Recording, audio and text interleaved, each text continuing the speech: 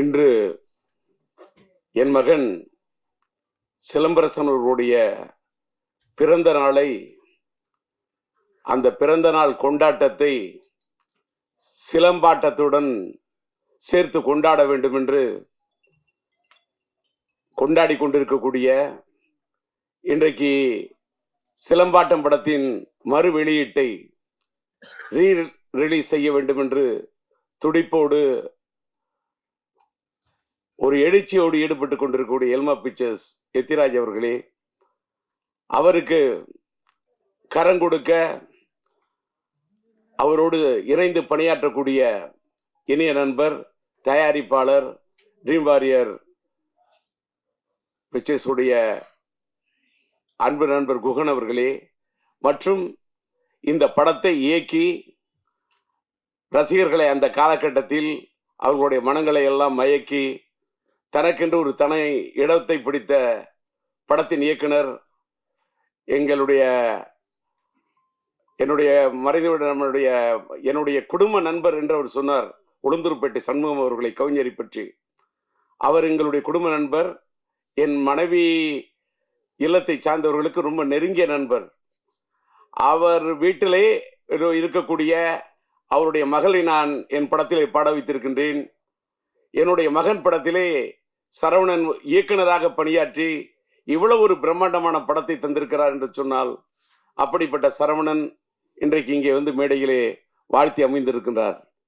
அதை போல இங்கே வரவேற்று பேசிய, நல்ல பேருக்கேற்றவாறு கன்னி தமிழிலே கவிதை நடையிலே எல்லோரையும் வரவேற்று பேசிய அன்பு சகோதரி கவிதா இங்கே அழகாக, அற்புதமாக, தெளிவாக, நல்ல உச்சரிப்போடு, உற்சாகத்தோடு தமிழை உச்சரித்த அழகை பார்க்கின்ற போது இன்னும் தமிழ் வாழ்ந்து கொண்டிருக்கிறது என்பதற்கு தமிழ் திரையுலகத்திலே இதை போன்ற சான்றுகள் இருக்கட்டும், இதை போன்ற சாட்சிகள் இருக்கட்டும், இதை போன்ற தடயங்கள் இருக்கட்டும். அவருடைய பேச்சை கேட்டவுடன் இந்த படத்தை பத்தி எந்த இடத்துல எதை பத்தி பேசணுமோ அதை பத்தி தான் பேசணும். அந்த அம்மா வந்து என்ன பார்த்த உடனே, நான் இங்கே வந்திருக்கிறது, நான் ஒரு பார்வையாளராக வந்திருக்கின்றேன். நான் இப்பெல்லாம் எந்த மேடைக்கும் அதிகமா போறதில்லை. சமீபத்தில் என்னுடைய இனிய நண்பர், என்னுடைய முன்னோடி, எனக்கு பிடித்த இயக்குனர் பாக்கியராஜ் அவர்களுடைய 50 ஆண்டு கால பாராட்டு விழாவுக்கு செல்ல வேண்டும் என்று நான் கலாட்டா.com ஏற்பாடு செய்திருந்த அந்த நிகழ்ச்சிக்கு சென்றிருந்தேன். அதுக்கு காரணம் என்னன்னா, எல்லாரும் நினைப்பீங்க கூப்பிட்டோன்னு போயிடும். கூப்பிடுற விதத்துல கூப்பிட்டாரு, அன்பா கூப்பிட்டாரு, பண்பா கூப்பிட்டாரு, பக்குவமா கூப்பிட்டாரு பாக்கியராஜ். அவரே கூப்பிட்டாரு, அதனால மட்டும் போனேன். அதே மாதிரி இந்த நிகழ்ச்சியில் நான் இங்க நிக்கிறதுக்கு காரணம், ஒரு விநியோகஸ்தரை மதிக்க வேண்டும். இன்னைக்கு வந்து நம்ம எல்மா பிக்சர்ஸ் எத்திராஜ் இந்த படத்தை வெளியிடுகிறார் என்று சொன்னால், ஏதோ எங்கிருந்தோ ஒரு கரும்பு தோட்ட வியாபாரம் பண்ணிக்கிட்டு இருந்தேன், நான் காய்கறி வியாபாரம் பண்ணிக்கிட்டு இருந்தேன், ஆனாலும் எனக்கு சினிமா மேல ஈடுபாடு, யாருக்கு வேணாலும் சினிமாவில் ஈடுபாடு வரலாம், அது வேற விஷயம். வந்து அவங்க சினிமாவை ரசிக்கலாம், சினிமாவில் என்ன வேணா பண்ணலாம். ஆனால் அவர் விநியோகஸ்தராக இருந்து கிட்டத்தட்ட எனக்கு தெரிஞ்சு ஒரு 15 படங்களுக்கு மேல, என்னுடைய மகனுடைய மாநாடா இருக்கட்டும், மார்க் ஆண்டனியா இருக்கட்டும், மார்த்தட்டி சொல்லக்கூடிய அளவுக்கு படங்களை, அது அவர் கோயம்புத்தூரை சேர்ந்தவர், அத்தனை படங்களை வெளியிட்டு பார்த்தவர். அவருக்கு இந்த படத்தின் மீது ஒரு தாளாத ஒரு இது.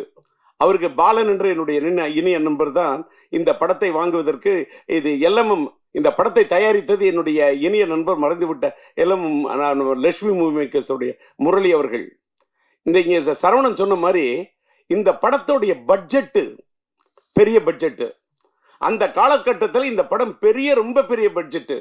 அதை எடுக்க அவர் தயங்கிய போது, நாம் இன்னைக்கு LMM முரளியோட பையன் கோகுல் அவர் இருக்காரு, கோகுலுக்கு கூட தெரியும், அந்த தயாரிப்பாளருக்கு முரளிக்கு அந்த அளவுக்கு நான் உறுதுணையாக அவருக்கு உற்சாகத்தை ஊட்டி ஊக்கத்தை கொடுத்து இது பண்ணு.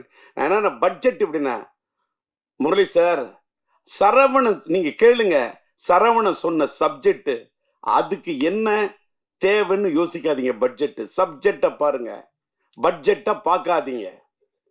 அடிச்சு அடிச்சு சொன்னேன். அதே மாதிரி அவரால் முயன்ற அளவு அந்த காலத்துல இந்த படம் ஒரு பெரிய பட்ஜெட் படம், அந்த அளவுக்கு அவர் எடுத்திருந்தாரு. அப்படிப்பட்ட ஒரு தயாரிப்பாளர். அந்த படம் அந்த காலத்திலேயே இதுல வந்து என்னோட சிலம்புடைய இனிய நண்பர் என்னுடைய காதல் எழுதுதலை படத்தில் இது பண்ணி, அதுக்கப்புறம் மன்மதன் படத்தில் சிலம்பால இது பண்ணப்பட்ட நம்முடைய நண்பர் சந்தானம் இந்த படத்துல அற்புதமான காமெடி ரோல் பண்ணியிருப்பாரு. படம் வந்து சார், என் பையன் என் பையனோட பிறந்த நாள் இன்னைக்கு வந்து அந்த படத்தை பத்தி நான் சொல்றதை விட, இந்த ரீரிலீஸ் காலகட்டத்தில், ரிலீஸ் காலத்தை விட இந்த ரீரிலீஸ் காலம் இது ஒரு மாறுபட்ட காலம். இது ஒரு ஏஐ காலம், இது ஒரு சாட் ஜிபிடி காலம். இன்னைக்கு டிஜிட்டல் வேர்ல்டு. படங்கள்லாம் இன்னைக்கு டிஜிட்டல் அவுட்புட்ல இன்னைக்கு இருக்கக்கூடிய சவுண்டு எல்லாமே வேற ரேஞ்சு. நான் அதை என்ன சொல்றேன்னு சொன்னாக்கா, நான் அப்படி பார்க்குறேன், படத்தை பார்க்குறேன், பிரமிக்க வைக்குது. என் பையங்கிறதெல்லாம் அதெல்லாம் தூக்கி அந்த வைக்கணும். நான் முதல்ல படைப்பாளி அப்படிங்கிறத விட நான் பெரிய ரசிகன். நான் எல்லா படத்தையுமே ரசிப்பேன். நான் பயங்கர கலா ரசிகன், தியேட்டர்ல போய் படம் பார்க்கக்கூடிய ரசிகன். இந்த படம் நான் தியேட்டர்ல பார்த்தேன். இங்கே இந்த நம்மளுடைய பிரசாத் இந்த நம்மளுடைய லேப் தியேட்டர்ல பார்க்கவுள்ளே பிரமிக்க வைக்குது. என்னன்னா, என்ன கலர்ஃபுல் ஃப்ரேம். நானே பிரம்மாண்டமா படம் எடுக்கிறவன், பிரம்மாண்டமா டான்சஸ் போட்டு எடுக்கிறவன்.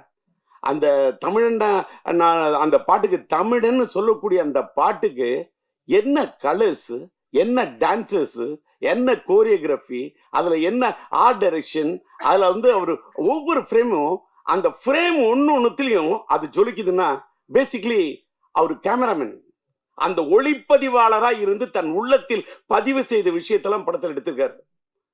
என்னடா இதுன்னா, ஒரு படத்தை பத்தி பேச வந்தா அதை பத்தி பேசணும், அதோட இயக்குனரை பத்தி பேசணும், அந்த படத்தை இன்னைக்கு பெரும் முயற்சி எடுத்து ரிலீஸ் பண்ணக்கூடிய எத்திராஜை பத்தி பேசணும்.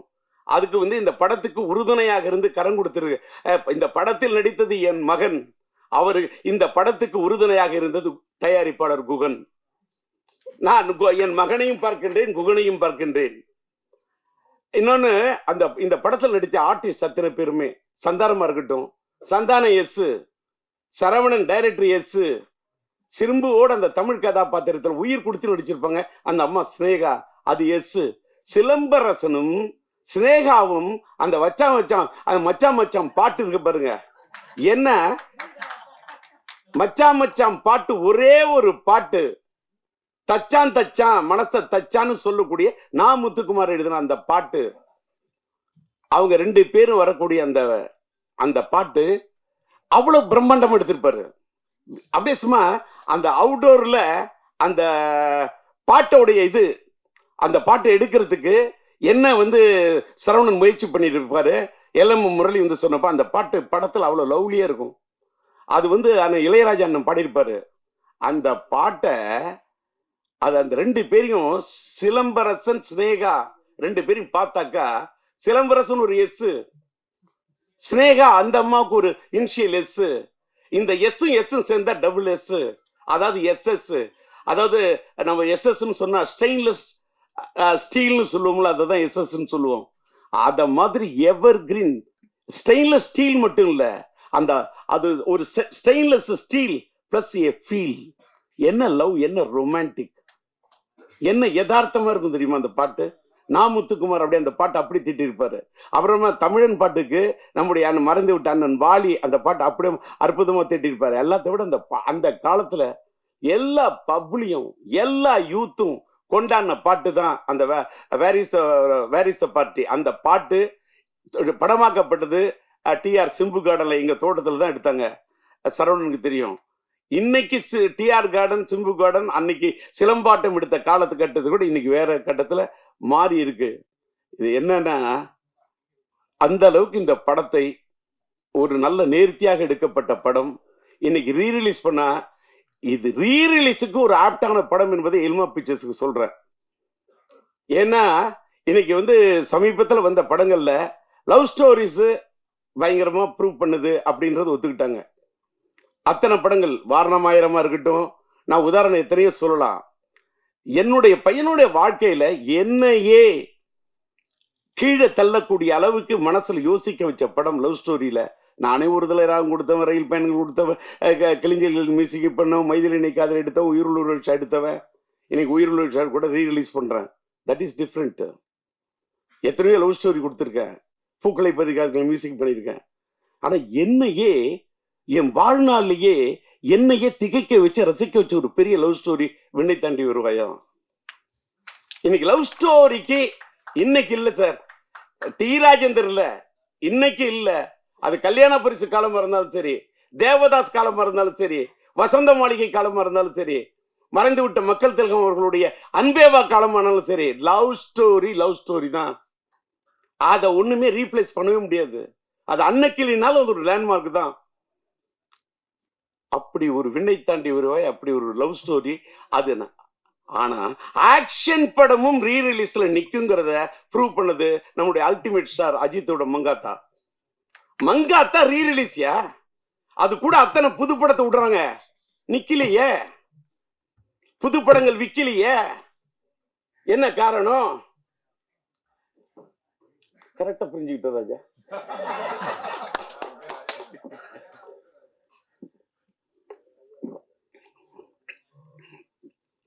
பையனோட பிறந்த நாள் உணர்ச்சி வசப்படாம இருக்கணும், தன்மையா பேசணும், மென்மையா பேசணும் அப்படின்னு மென்டலா என்ன ப்ரிப்பேர் பண்ணிட்டு வந்தேன். அந்த எதுக்கு சொல்றேன்னா, உணர்ச்சி ஏன் வசப்படுறேன்னு சொல்லிட்டாக்கா, அன்னைக்கு சாதிச்ச அந்த சாதனைய இன்னைக்கு சாதிக்கிறதுக்கு முயற்சி பண்ணுங்கிறதுக்காக தான் ரீ ரிலீஸ்லாம். பாருங்க, ஒரு தடவை ஒண்ணும் இல்ல, அங்க இந்த பேனரோட சைஸ் சின்ன அடிச்சிருக்காரு, 10:25. அவருதான் இந்த ஃப்ரேமிங் தூக்கி நிற்கிற. அதாவது பார்த்தா கிட்ட போய் அந்த ஒரு போட்டோ பார்த்தா அப்படியே என் பையன் தான். அந்த என்ன என்ன என்ன அந்த என்ன கலர் சேச்சுரேட், என்ன பியூட்டிஃபுல்லா, என்ன பிக்சல் ரேட்டு, அப்படியே நேர்ல பாக்குறது மாதிரி ஒரு கலைஞன். அந்த பிரிண்டிங் கூட, அந்த ஸ்டில் போட்டோகிராஃபி யார் எடுத்திருப்பான், அதை எப்படி பிரிண்ட் பண்ணியிருப்பாங்க, இதெல்லாம் நான் ரசிக்கிறேன். நான் கலா ரசிகன். அது மாதிரி படங்கள் ஒன்னும் தமிழ் சினிமா ஒன்னும் சாதாரண சினிமா உலகம் கிடையாது. பல சாதனைகள் கொடுத்த சினிமா உலகம். இன்னைக்கு கொஞ்சம் அப்படி சறுக்கிக்கிட்டு இருக்கலாம். ஒரு காலகட்டம் சறுக்கனா ஒரு காலகட்டம் சரித்திரத்தை ஏற்படுத்தும். அப்படிப்பட்ட ஒரு சரித்திரத்தை இந்த படம் ஏற்படுத்த வேண்டும் என்று விரும்பி கேட்டுக்கொண்டு, இன்னைக்கு ஒரு பெரிய ஒரு விஷயத்த சொன்னா, எனக்கு கொஞ்சம் அப்படி கணச்சிக்கிட்டு அப்படி பேச ஆரம்பிச்சேன்னு தொண்டை வரல்ற மாதிரி இருக்குன்னு சொன்னோன்னே, நான் என்ன பேசிக்கிட்டே இருந்தேன். நான் ஒரு பக்கம் வறண்ட தொண்டையை பார்ப்பேனா, திரண்ட இந்த கூட்டத்தை பார்ப்பேனா. ஆனா இந்த காலை நேரத்திலும் திரண்ட இந்த கூட்டத்தை பார்க்கின்ற போது வறண்ட தொண்டையை பத்தி கவலைப்படவே இல்லை. கரை புரண்டு வரக்கூடிய அந்த தமிழை மட்டுமே பார்க்கிறேன், அந்த வார்த்தையை மட்டுமே பார்க்கிறேன். சார் அவர் சொன்னார் பாருங்க சார், காலத்துக்கும் வாலி என்ன எழுதின தமிழனை பத்தி ஒரு பாட்டு. இந்த பாட்டு படத்துல கேரக்டர் செக்ஷன் பேரே தமிழியா.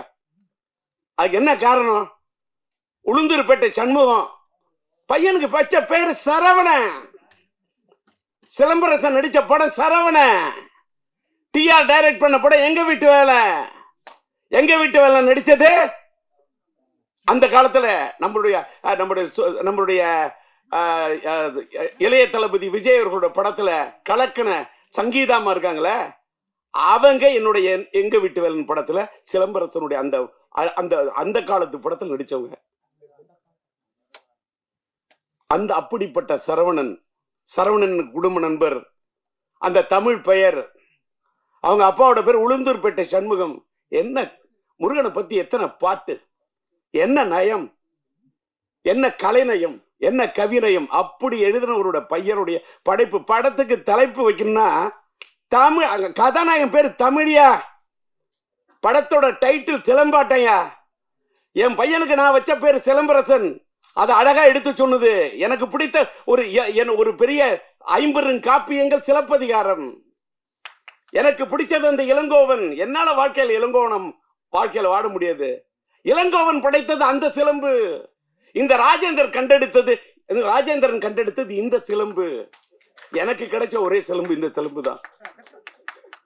அவன் கார் சிலம்பை வைத்துக் கொண்டு விளையாடினான், நான் என் கையில் கிடைத்த சிலம்பை வைத்துக் கொண்டு விளையாடினேன்.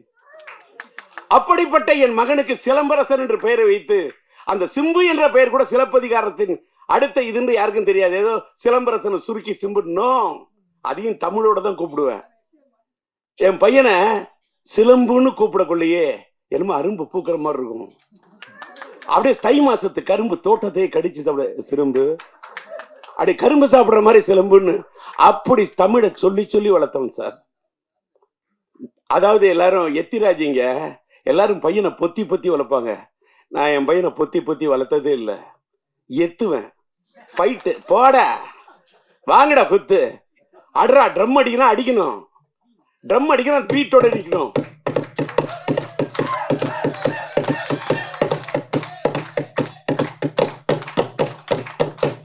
கை தட்டணும், தட்டினா வலிக்க கூடாது.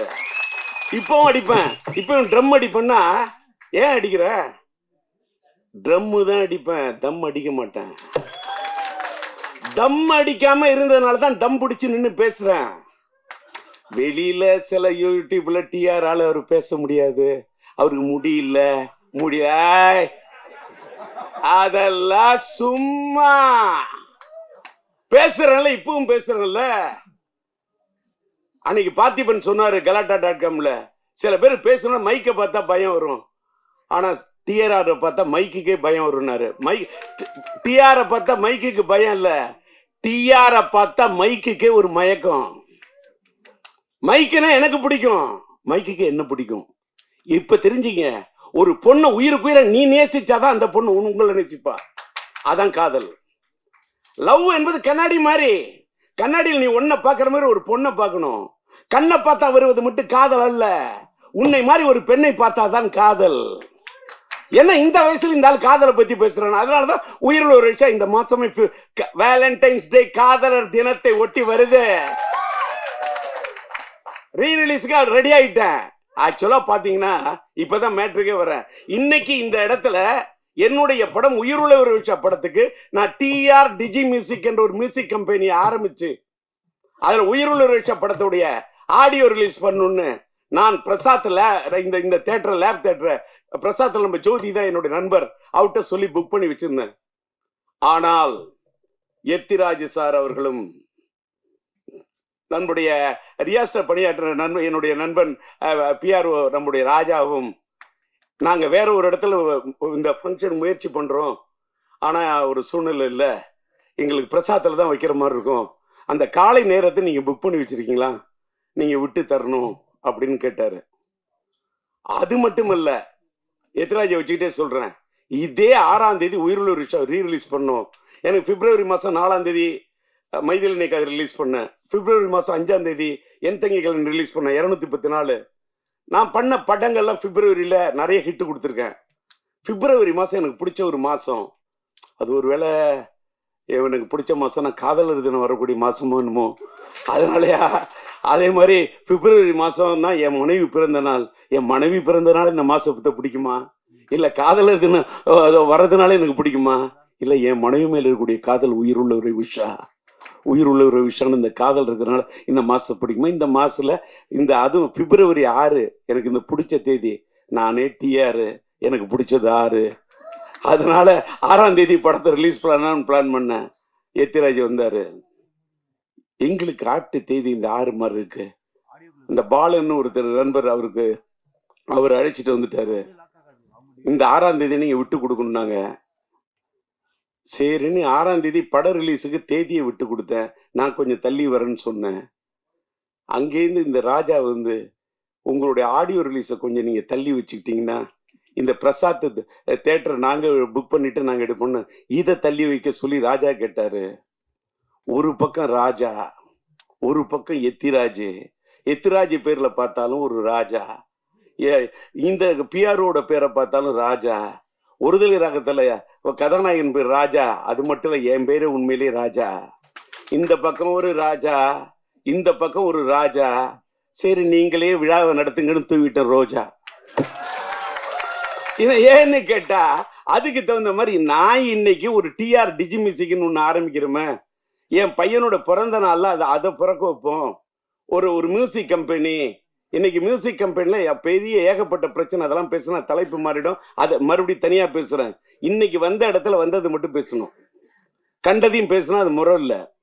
அதனால கொடுத்துட்டேன். இந்த தேதியும் விட்டு கொடுத்தேன், இந்த இடத்தையும் விட்டு கொடுத்தேன். சார், எனக்காக என்னையும் கொடுத்தேன். என்ன கொடுத்து தானே சார் என் பையனே வந்தான். என்ன கொடுத்து என் பையனுக்காக என்ன வேணா கொடுப்பேன், எதை வேணா கொடுப்பேன், என்னையே கொடுப்பேன், என்ன எதை வேணா கொடுப்பேன், என் வாழ்க்கையை கொடுப்பேன். இடத்தை கொடுத்தேன். என் பையனுக்கு நான் தடத்தை கொடுத்தேன், என் பையனுக்கு இடத்தை கொடுத்தேன், என் பையனுக்கு படத்தை கொடுத்தேன்.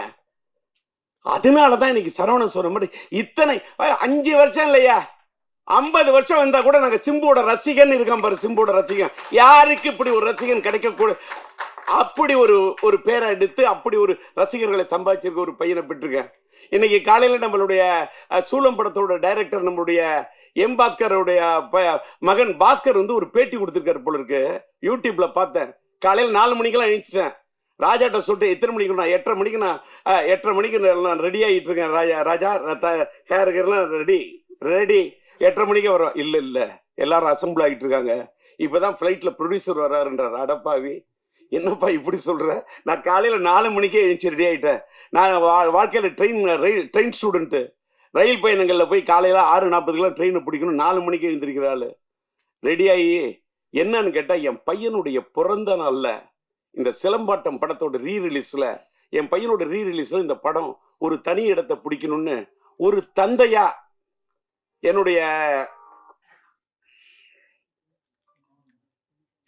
என்னுடைய ஆர்வம். அதுக்காக எனக்கு என்ன கேட்டா, விட்டு கொடுத்ததுக்காக இது பண்ணல. நான் என் பையனுக்காக தள்ளி வரேன். என் பையனுக்காக தள்ளி வராம நான் யாருக்காக தள்ளி வருவேன்? அது மட்டும் இல்லை, இதே மாசத்துல ஒரு வேளை நம்மளுடைய என்னுடைய இனிய நண்பர் நம்முடைய இளைய தளபதி விஜய் அவர்களுடைய ஜனநாயகன் வருதுன்னா கூட என் படம் உயிரிழந்த விஷயம் நான் தள்ளி போவேன்.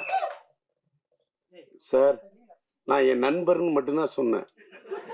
அதுக்கு மேல நீ கற்பனை பண்ணிக்கிட்டு பேனாவை எடுத்துக்கிட்டு அப்படி கேமராவை தூக்கிக்கிட்டு ஒளிபெருக்கியை பிடிச்சுக்கிட்டு வந்துடாதீங்க நண்பா. நண்பரா பாக்குறேன். அவரு என் கலை உலக நண்பர். நான் புடியிலேயே போய் புடின்னு பிடிச்சாலு. அதனால விட்டுருங்க. அதனால இன்னைக்கு பேசுனதுல ஏதாவது ஒரு கிளி பேசுனதுல வந்து வந்தாரு டிஆர் என்ன எல்மாவை பத்தி பேசுறாரு, ஏதாவது ஒரு கில்மாவை பேச மாட்டாரா அப்படின்னு உங்களுக்கு ஒரு எண்ணம் வரக்கூடாதுல்ல. அதுக்காக தான் இதெல்லாம் பத்தி எல்மாவை பத்தியும் பேசுவேன், சினிமாவை பத்தியும் பேசுவேன், இப்படி கிளிகிழிப்பா கொஞ்சம் கில்மாவும் பேசுவேன். அதான் டிஆர். அதனால இன்னைக்கு காலையில நான் பேச வந்தது என்னன்னு கேட்டா, பாஸ்கர் பேசுனதை பார்த்த உடனே சார் ரொம்ப சந்தோஷமாயிடுச்சு. என்னன்னா, பாஸ்கர் சொல்றாரு, என்னுடைய மீடியா நண்பர்கள் இன்னும் நிறைய பேர் இருக்காங்க. இதை வச்சுக்க இந்த போன அது ஃபிளைட் மோட்ல போட்டுருன்னு மறந்துட்டேன். ஃபிளைட்ல என்ன ஃபிளைட் மோட் போடலாம். அவர் கல்ல பேசுறாரு. என்னன்னு கேட்டா, டிஆர் வந்து அந்த காலத்துல என்னோட பழைய டி ராஜேந்திரன் உஷா பத்திரிகையில பணியாற்ற நண்பர்களா இருக்காங்க. அவங்க பல பேர் சொன்னதை வச்சு அவர் ஒன்று சொல்றாரு. டிஆர் அவரோட படத்தை பிஎன்சி ஓட்டு வரான். தேட்டருக்காரங்க வந்து, ஐயா நாங்க இதுல ஓட்டிக்கிறோம், சம்பாதிக்கிறோம்னா 25 10,000 என்ன கேட்கிறவங்களோ பிஎன்சிக்கு பொட்டியை தூக்கி கொடுத்துட்டு, அந்த டிஆர் அந்த பொட்டியை கொடுத்த பணத்தை வாங்கிட்டு அதை எடுத்துட்டு மேல கூட போக மாட்டாரு. யாரு வந்தாலும் அந்த தன்னுடைய உன் வீட்டுல உடம்பு சரி, அவர் பேசுறது அப்படியே சொல்ற, உன் வீட்டுல உடம்பு சரியில்லையா இருந்தா வச்சுக்க, உனக்கு இது உன் புள்ள படிக்கணுமா வச்சுக்க அப்படின்னு பணத்தை கொடுப்பாரு அப்படின்னு அவர் சொன்னாரு. அவர் அதை சொல்லிட்டு அதே மாதிரிதான் அவரோட பையன் சிலம்பரசன் ஒண்ணு சொன்னாரு. அங்கதான் சார் நான் சந்தோஷப்பட்டேன். இன்ற போதும் பெரிதுவக்கும் அன்னை தன் மகன் சான்றோன்னு என கேட்ட தாய். என் பையன் அப்படி நடிப்பான், என் பையன் இப்படி நடிப்பான், என் பையன் அப்படி திறமை உள்ளவன், அதுல எல்லாம் எனக்கு இல்லை சார். அவர் சொன்னார்ல, யாராருக்கு எத்தனை பேருக்கு மருத்துவ உதவி பண்ணுவான் அந்த பையன் சிலம்பரசன். ஆனா வெளியில பெரிய பெரிய பத்திரிகையாளர்களுக்கு மீடியா கொடுத்தா கூட வெளியில தெரியாம உதவி பண்ணுவான்னு சொன்னாரு பாருங்க. அந்த வார்த்தை என்ன ரொம்ப காலையில ரொம்ப டச் பண்ணுச்சு. ஏன்னு கேட்டாக்கா, இன்னைக்கு நான் இன்னைக்கு வந்து பாராட்ட வந்த படம் வந்து என்ன படம், இன்னைக்கு வந்து சிலம்பாட்டத்துக்கு வந்திருக்கேன். என்ன இந்த சிலம்பாட்டம் அப்படின்னு சொல்ல காலையில பாக்குறேன். என் பையன் சிலம்ப பத்தி அவர் பேசுறாரு. அவரு ஒரு திரையுலகத்தில் அவங்க அப்பா ஒரு சாதிச்ச ஒரு பெரிய ஒரு இயக்குனர். நம்முடைய சூப்பர் ஸ்டார் ரஜினி அவர்களையே ஒரு கதாநாயகனை உருவாக்கக்கூடிய ஒரு படத்தை உருவாக்கிய ஒரு இயக்குனர் அவங்க அப்பா. சாதாரண இயக்குனர் எல்லாம் கிடையாது. ரஜினி சார் இல்லை என்று சொன்னாலும் அன்பு அண்ணன் சிவகுமார சார் வச்சு கூட வெற்றி படங்களை கொடுக்கக்கூடிய திறமைசாலி அவங்க அப்பா, என்னுடைய இனிய நண்பர். அவரு என் பையனை பத்தி சொன்னது எதற்காக சொல்லுகிறேன்? நாம் வாழும் போது எதை சாதிக்கிறோம் என்று சொன்னால் நாம் பதிக்கக்கூடிய தடம் தான். நான் சம்பாதிச்சதுல பாதிக்கு மேல பண்ணிருக்கேன் தர்மம். இது நீங்க பத்திரிகையில போடணும், மீடியாவில் போடணும், என்ன வெளியே லைம்லைட்ல, அதெல்லாம் எனக்கு எதுவுமே தேவையில்லை. இன்னைக்கு நான் போய் அமெரிக்கால போய் ட்ரீட்மெண்ட் எடுத்துட்டு வந்து இன்னைக்கு மேய்க்க பிடிச்சா பேசுறேன்னா அதுக்கு காரணம் நான் பண்ண தர்மம், நான் சேர்த்து வச்ச புண்ணியம். போகும்போது எதை எடுத்துட்டு போக முடியும்? எதையும் எடுத்துட்டு போக முடியாது. புண்ணியத்தை மட்டும்தான் எடுத்துட்டு போக முடியும். அந்த புண்ணியத்தை சேர்க்க வேண்டும் என்பதை தான் சார் என் பையனுக்கு நான் கற்றுக் கொடுத்தேன். நான் சின்ன வயசுல இந்த தேட்டருக்காரங்கிட்ட வாங்கின பணத்தை எல்லாருக்கும் அள்ளி கொடுக்கறத பார்க்க உள்ள ஒரு நாள் என் பையன் வந்தான், சிம்பு. சிலம்பாட்டத்தை பத்தி பேசுறேன். சிம்பு வந்தான், அப்பா எல்லாருக்கும் பணம் கொடுக்குற, எனக்கு கொஞ்சம் தருவியா? அந்த பையன் நிறைய பணம் இருக்கு, எனக்கு வேணும்னா. எடுத்துக்கோ, உனக்கு என்ன வேணும்? சாக்லேட் வேணுமா? சாக்லேட் வேணும். சாக்லேட் வாங்க போற? இல்லை, நான் கொடுக்க போறேன்னா. யாருக்குன்னு கேட்டேன்.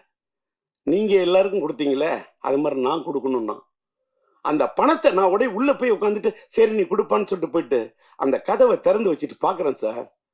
இது கற்பனை அல்ல சார். ஒவ்வொருத்தரும் தான் வச்சுக்க, பணம் என்றது கூட இல்லை. அப்படியே அந்த கட்டா இருக்கிற பணத்தை எடுத்து கொடுத்துக்கிட்டே இருக்கான். அப்படியே கண்ணு அப்படியே தாரே வடிஞ்சிச்சு சார். ஐஎம் லிட்டில் ஸ்டார், ஆவே நான் சூப்பர் ஸ்டார் பாட்டில் இருப்பேன். என் தந்தை போல நானும் பேரெடுப்பேன், எல்லோரின் மனதிலும் இதயத்திலும் இடம் பிடிப்பேன்னு சொன்ன. வள்ளலாய் வாழ்வேன்னு வாரி வாரி கொடுப்பேன், வள்ளலாய் வாழ்வேன்னு அவனுக்கு ஷார்ட் வச்சு எடுத்திருப்பேன். அப்படி ஒரு பையனா என் பையன் இருக்கிறான்னு சொன்னா, என் பையனுக்கு நான் சொல்லி கொடுத்தேன் சார், வளர்த்தேன். எப்படின்னு கேட்டாக்கா, சில விஷயத்தை பார்த்தா கல்வி தந்தை நீ யார மாதிரி இருக்கணும் அப்படின்னு ஒண்ணுன்னா சொல்லுவேன். நீ கல்வி கொடுத்த அந்த எளிமையின் சின்னம் என்று சொன்னார். நீ கல்வி தந்தை, கல்வி அள்ளி கொடுத்த நம்முடைய யார மாதிரி இருக்கணும்? நீ இருக்க வேண்டும் காமராஜர் ஆட்டம். அதை போல கன்னி தமிழ் என்று சொன்னால் அந்த எழுதுகோளை பிடித்தால் நீ இருக்க வேண்டும் கலைஞர் ஆட்டம். அதை போல அள்ளி குடிப்பதிலே நீ இருக்க வேண்டும் மக்கள் திலகம் எம்ஜிஆர் ஆட்டம். அடுத்தவர்களுக்கு உதவி செய்வதில் நீ இருக்க வேண்டும் நம்முடைய கேப்டன் ஆட்டம். அதை போல நீ ஸ்டைல் என்று சொன்னால் அந்த நடிப்பில் இருக்க வேண்டும் சூப்பர் ஸ்டார் ரஜினி ஆட்டம். கலையான நடிப்பு என்றால் நீ இருக்க வேண்டும் நம்முடைய கமலாட்டம். அதை போல அசால்ட்டா அலட்டி கொள்ளாத ஒரு மனிதராக இருக்க வேண்டும் என்று சொன்னால் நீ இருக்க வேண்டும் அஜித் ஆட்டம். அதை போல தளராத முயற்சியோடு இருக்க வேண்டும் என்று சொன்னால் நீ இருக்க வேண்டும் இளைய தளபதி விஜய் ஆட்டம். அதை போல நீ வாழ்க்கையிலே அள்ளி கொடுப்பதில் இருக்க வேண்டும் கர்ணனாட்டம். நீ வாழ வேண்டும் வள்ளலாட்டம், நீ வாழ வேண்டும் வள்ளலாராட்டம் என்று இப்படி என் பகையனுக்கு சொல்லிக் கொடுத்தேன். பல ஆட்டம் ஊரிலே நான் பார்த்ததுண்டு, பல ஆட்டம். மானாட்டம், மயிலாட்டம், குயிலாட்டம், கரகாட்டம், சிலம்பாட்டம் என்று பார்த்ததுண்டு, பல ஆட்டம். என்னாலும் ஆட முடியும் பல ஆட்டம். ஆனால் என்னால் ஆட முடியுமா என் மகன் சிலம்பாட்டம்? முடியாது. அப்படி ஆடி இருக்கிறான் சிலம்பாட்டம். அப்படி ஆடி படம் தான் சிலம்பாட்டம். அதாவது கையில கம்பு கிடைச்சா அதை வச்சுட்டு ஆடக்கூடிய ஆட்டம், அது அந்த சிலம்பாட்டம்.